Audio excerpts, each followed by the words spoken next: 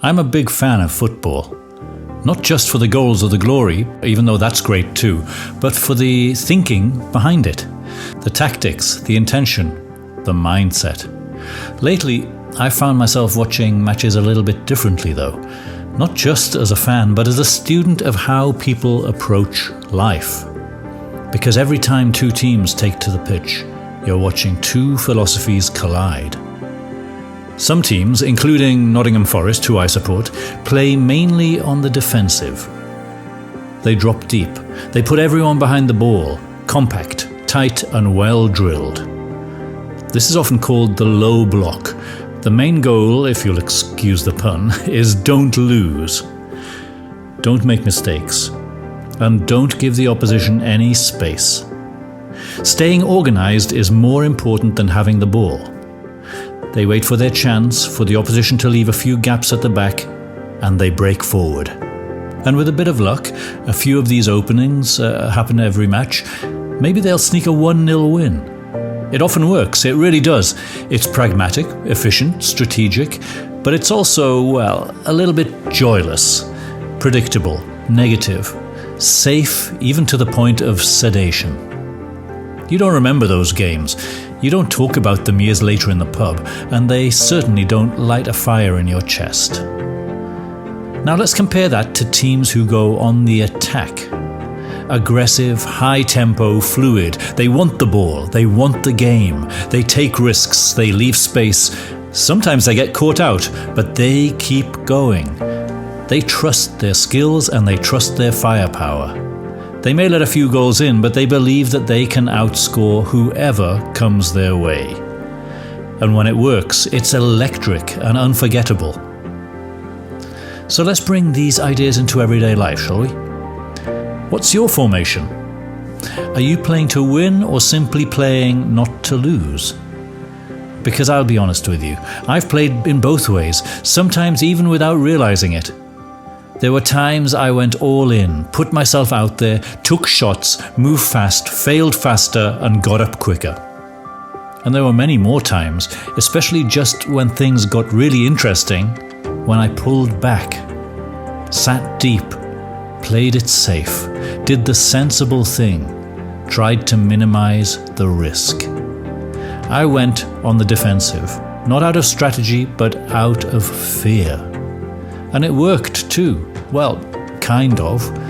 I mean, nothing collapsed. I didn't embarrass myself, but at the same time, I didn't feel alive either.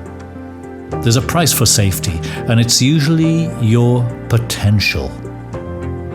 Helen Keller once said, "Life is either a daring adventure or nothing at all." And she wasn't speaking in metaphors. She lived in the dark, in the quiet, but she still actively chose attack. She chose to speak louder than the silence that surrounded her. So what about you? Are you chasing what matters, or just protecting what you already have? Are you creating, or just maintaining? Are you trying to win, or just trying to not lose? Here's the truth. A defensive life feels responsible.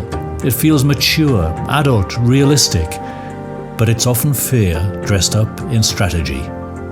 And the problem is, fear doesn't know when to stop.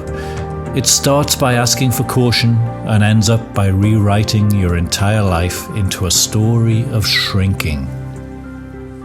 It convinces you that discomfort means danger, that failure means you're not enough, that trying is foolish if you might fall. But that's not true. Every attacking team gets counterattacked, just as every bold move comes with a risk. But that's where the joy and the heat is. That's where you learn who you are. I'm not necessarily saying be reckless, but I am saying be real. Know what you want and then move towards it with urgency. Not because you're guaranteed to win, but because you're not satisfied with standing still. Let the other team camp in their own half. Let them play it safe. You've got a game to change. Because when you look back on your life, you won't remember the times you kept things tidy.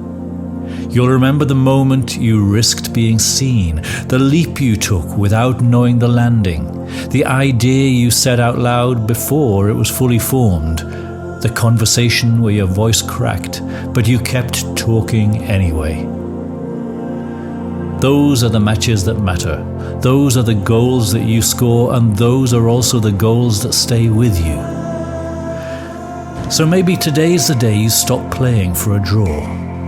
Maybe today's the day you stop trying to sneak 1-0. Maybe today's the day you tear up the script, change formation, go for the attacking game, where you get creative with the ball. Take the shot, even if you sky it, even if you fall on your face, because that's what it means to play for real. That's what it means to live like it counts. So ask yourself, what are you holding back for? Who are you trying not to disappoint? And what's the cost of staying deep, compact, and unexposed? I believe in you. You've trained for this. You've got the vision, you've got the fire. You've just got to be willing to get a little messy. Because attacking teams do let in more goals. But they do score more too. And when they lift the trophy, no one remembers the ones they conceded. They remember the ones that lit up the night, the ones that made people scream and leap and believe again. They remember the adrenaline, the elation, the celebration, the moments that changed everything. So lace up your boots, get on the front foot, stop waiting for life to play nice, and go and win your match.